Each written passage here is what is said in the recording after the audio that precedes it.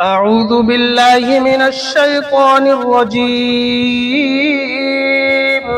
میں پناہ چاہتا ہوں اللہ کی شیطان مردود سے۔ بسم اللہ الرحمن الرحیم،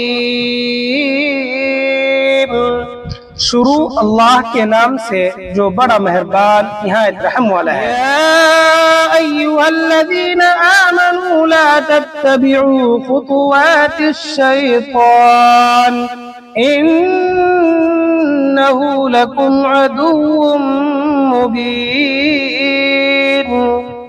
اے لوگو، زمین میں جو حلال پاکیزہ چیزیں ہیں وہ کھاؤ اور شیطان کے نقش قدم پر نہ چلو، یقین جانو کہ وہ تمہارے لیے ایک کھلا دشمن ہے۔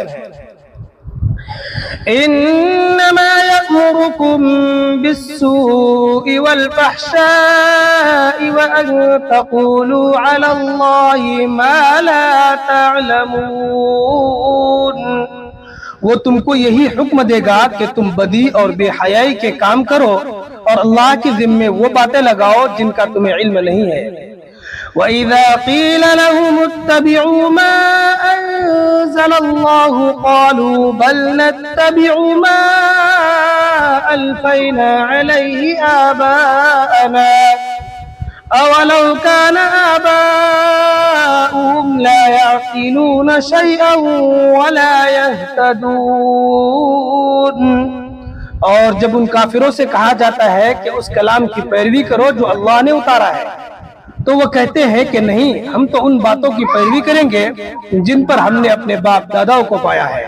بھلا کیا اس صورت میں بھی ان کو یہی چاہیے کہ جب ان کے باپ دادے دین کی ذرا بھی سمجھ نہ رکھتے ہوں اور انہوں نے کوئی آسمانی ہدایت بھی حاصل نہ کی ہو؟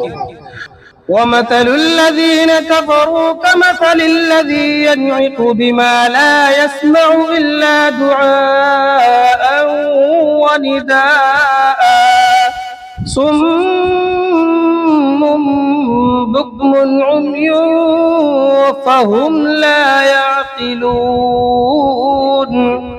اور جن لوگوں نے کفر اپنا لیا ہے ان کو حق کی دعوت دینے کی مثال کچھ ایسی ہے جیسے کوئی شخص ان جانوروں کو زور زور سے بلائے جو ہاتھ پکار کے سوا کچھ نہیں سنتے۔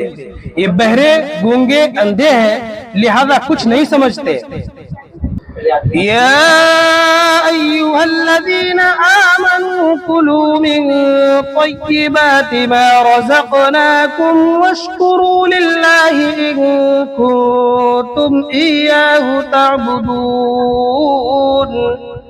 اے ایمان والو، جو پاکیزہ چیزیں ہم نے تمہیں رزق کے طور پر عطا کی ہیں ان میں سے جو چاہو کھاؤ اور اللہ کا شکر ادا کرو اگر واقعی تم صرف اسی کی بندگی کرتے ہو۔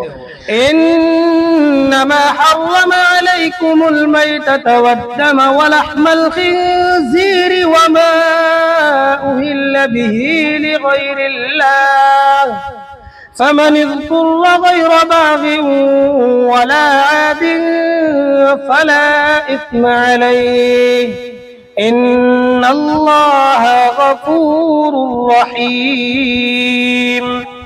اس نے تو تمہارے لیے بس مردار جانور، خون اور سور حرام کیا ہے، نیز وہ جانور جس پر اللہ کے سوا کسی اور کا نام پکارا گیا ہو۔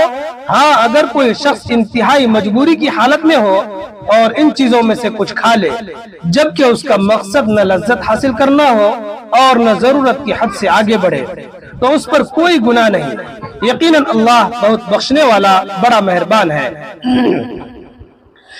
ان الذين يكتمون ما انزل الله من الكتاب ويشترون به ثمنا قليلا اولئك ما يأكلون في بطونهم الا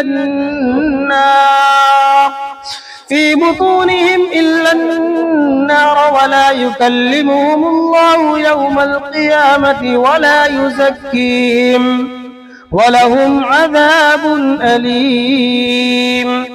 حقیقت یہ ہے کہ جو لوگ اللہ کی نازل کی ہوئی کتاب کو چھپاتے ہیں اور اس کے بدلے تھوڑی سی قیمت وصول کر لیتے ہیں، وہ اپنے پیٹ میں آگ کے سوا کچھ نہیں بھر رہے، قیامت کے دن اللہ ان سے کلام بھی نہیں کرے گا اور نہ ان کو پاک کرے گا، اور ان کے لیے دردناک عذاب ہے۔